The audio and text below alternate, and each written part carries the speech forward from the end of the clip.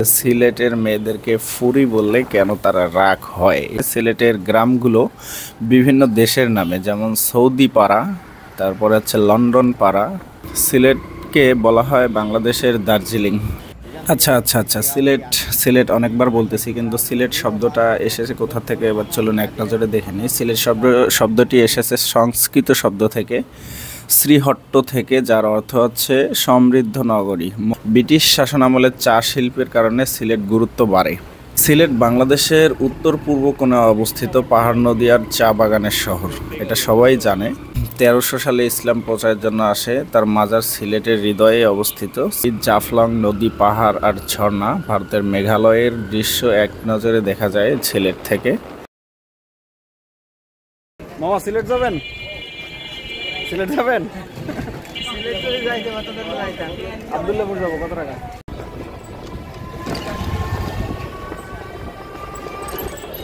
আসসালামু আলাইকুম। আমি এই মুহূর্তে আছি সিলেট শহরে। সিলেট শহরের হচ্ছে বিক্রম ইউকে চিং গেট। সো আমি রাত্রেবেলা ঢাকা থেকে সিলেটে আসছি আর সকালবেলা সিলেটে পৌঁছাইছি। সিলেট বাস স্ট্যান্ডে নেমে বাস টার্মিনাল থেকে হচ্ছে আমি যে বাসায় থাকবো সেই বাসার উদ্দেশ্যে একটা বাইক নিয়ে এসেছি। আর আমার আজকের এই ব্লগটা সিলেট আসা পর্যন্ত এবং সিলেটের চারদিকে, সিলেট শহরটার চারদিকে ঘুরলাম এবং ঘুরে আমি যে বাসায় আসলাম, যেখানে থাকবো, এখানে আসলাম। So this is Nahid and you are watching Nahid gazing. তো আমি রাত 11টার দিকে বাসে উঠছিলাম এবং সকালে ঘুম থেকে উঠেই দেখি আমরা সিলেট শহরে পৌঁছে গেছি। সকাল 7টা থেকে 8টার দিকে মেবি পৌঁছে গেছিলাম সিলেট শহরে। বাস থেকে নেমে আমরা একটু হালকা করে চা নাস্তা খাওয়ার জন্য একটা টি স্টলের দিকে আগাচ্ছিলাম। চা নাস্তা খেয়ে এবার আমরা একটা বাইক ভাড়া নিলাম, যে বাইকটা আমাদের বাসা পর্যন্ত পৌঁছে দিবে। সো আমরা যেতে যেতে সিলেট শহরেরটা সম্পূর্ণ জানি এবং পাশাপাশি আমরা কোন কোন জায়গাগুলোতে ঘুরবো সম্পূর্ণ আইডিয়া দেব এই ভিডিওতে। সো ভিডিওটা কোনোভাবেই মিস করবেন না। সিলেট বাংলাদেশের উত্তর পূর্ব কোণে অবস্থিত পাহাড় নদী আর চা বাগানের শহর, এটা সবাই জানে। এখানে প্রায় 700 বছরের ইতিহাস আছে, বিশেষ করে হজরত শাহজালাল ও শাহপরাণ এর মাজার। আগমনের পর ইসলাম প্রচার শুরু হয়। সিলেটকে বলা হয় বাংলাদেশের দার্জিলিং। সো আজকে আমরা বাংলাদেশের দার্জিলিং দিয়ে এবং বাংলাদেশের দার্জিলিংয়ের ভিতর দিয়ে যাব আমাদের থাকার ঘরে। ব্রিটিশ শাসনামলে চা শিল্পের কারণে সিলেট গুরুত্ব বাড়ে। মালনীছড়া চা বাগান বাংলাদেশের প্রথম চা বাগান, যেটা সিলেটে অবস্থিত। 1854 সালে প্রতিষ্ঠিত সবুজ চা বাগানে সমারোহ দর্শক মুগ্ধ করে।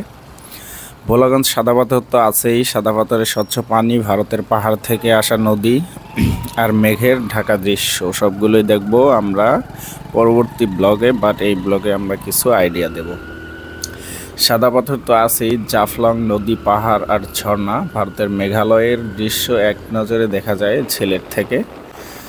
লাল খাল, পানির রং নীল সবুজ, নৌকা ভ্রমণের জন্য স্বর্গীয় অভিজ্ঞতা গুলো আমরা নেব এখান থেকে। বিছানাকান্দি, পাথরের নীল আর মেঘের পাহাড়ের মিলনস্থল, এটাও আমরা এই সিলেটে এসে দেখব। হজরত শাহজালাল এর মাজার, রহমতুল্লাহ আলাইহের মাজার। 1300 সালে ইসলাম প্রচারের জন্য আসে, তার মাজার সিলেটের হৃদয়ে অবস্থিত। সিলেট শহরের ঠিক কেন্দ্রবিন্দুতে অবস্থিত এই মাজার। শাহজালাল মাজারের পরপরে আরও একটা নাম চলে আসে, শাহপরাণ মাজার। শাহজালাল রহমতুল্লাহ আলাইয়ের ভাগ্নে সিলেটের আরেকটি গুরুত্বপূর্ণ ধর্মীয় স্থান, সেটা সিলেট শহরেই অবস্থিত। শাহজালাল মাজার থেকে কিছু দূরান্তে অবস্থিত এই মাজারটি। অলি আজমদের ঘড়িঘর, 19 শতকে পুরনো ঘড়িঘর, যা সুরমা নদীর পাড়ে দাঁড়িয়ে আছে, এটাও আমরা দেখব ইনশাআল্লাহ। সিলেটের মানুষ অতিথিপরায়ণ, আচরণে ব্যবহারে আন্তরিক। যেমন আমরা এই মামার বাইকে যেতে যেতে অনেক গল্প করলাম, আর মামার কাছে আমরা বিশেষ করে একটা বিষয়ে শুনবো, সেটা হচ্ছে সিলেটের মেয়েদেরকে ফুরি বললে কেন তারা রাগ হয়, এই বিষয়টা অন্তত আমরা শুনবো। বিদেশে প্রবাসী সিলেটদের সংখ্যা অনেক বেশি, বিশেষত যুক্তরাজ্য অর্থাৎ ইংল্যান্ড আর কানাডাতে। এখানকার একটা বিষয় গল্প না বললেই নয়, সিলেটের গ্রামগুলো বিভিন্ন দেশের নামে, যেমন সৌদি পাড়া, তারপরে হচ্ছে লন্ডন পাড়া, সিঙ্গাপুর পাড়া, এটা দ্বারা বোঝানো হয়েছে এই এলাকার লোকগুলো বা এই পাড়ার লোকগুলো এই জায়গায় বেশি থাকে। সিলেটের ভাষা বাংলা ভাষা, এটি স্বতন্ত্র উপভাষা, শুনতে মিষ্টি ও আলাদা। আপনি প্রথমবার যখন যাবেন তখন এই ভাষাটা কোনোভাবেই বুঝতে পারবেন না। সো আপনাকে এখানে 1 মাস মিনিমাম স্টে করতে হবে সিলেটের ভাষা আপনার মায়ের ভাষার মতো বুঝতে হলে। সো সাতখারা দিয়ে গরুর মাংস সিলেটের অন্যতম স্বাদের একটা খাবার। শুটকি মাছের তরকারি তো আছেই, ঝাল মশলাদার সিলেটের ঐতিহ্যবাহী খাবার। সিলেটি পিঠা, চা, আনারস, লেবু সবই আলাদা স্বাদ দেয়, যেটা আমরা টেস্ট করব।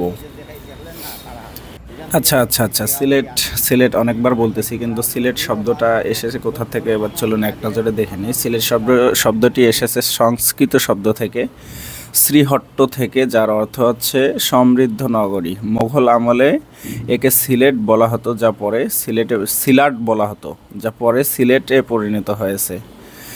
সিলেটে অনেক বেশি প্রবাসীর প্রভাব। সিলেটে প্রায় 12 থেকে 15% মানুষ বিদেশে থাকে, বিশেষ করে যুক্তরাষ্ট্র, যেমনটা একটু আগে বললাম। ব্রিটেনের রেস্টুরেন্ট ব্যবসার অর্ধেক মালিক সিলেটের বংশোদ্ভূত।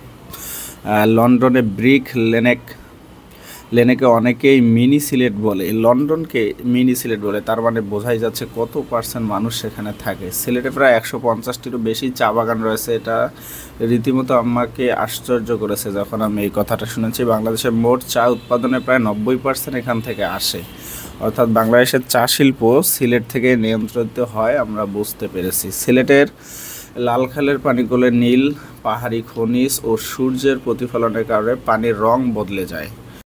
কাকা গল্পে না আর বই পুস্তকে অনেক পড়ছি, বুঝছেন? সিলেটি ফুরি কইলে নাকি খুব রাগ হন আপনারা। আসলে কি কারণে রাগটা হন? শহরে হয় না, গ্রাম সাইডে হয়। গ্রাম সাইডে হয় না? আচ্ছা, এটা রাগটা হওয়ার কারণটা কি?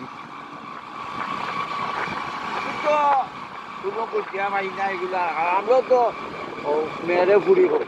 মেয়েরে তো ফুরি কোন, জাস্ট এটা গ্রামের ভাষা, কিন্তু রাগ হওয়ার কারণটা কি? কারণ তো আমি ছিলেন যে এলাকা তো জানি না কি তার লাগিও। ধরেন যে আমাদের এলাকায় বেড়ি মানুষরা মাইয়া মানুষ কয়, আপনাদের এলাকায় ফুরি কয়। এই ফুরি অনেক সময় আছে রাগ করিয়া কেউ কয় এই ফুরি। ও আচ্ছা আচ্ছা, মানে গাইল হিসাবে ধরি আমরা যেমন মাইয়া মানুষের বকা দিয়া অনেক কিছু বলি, সেই ক্ষেত্রে হচ্ছে এই এলাকার লোক রাগ উঠলে মানে চাইডিয়াটা মানে ধমক দেওয়া, ধমক দিয়া কয় ফুরি।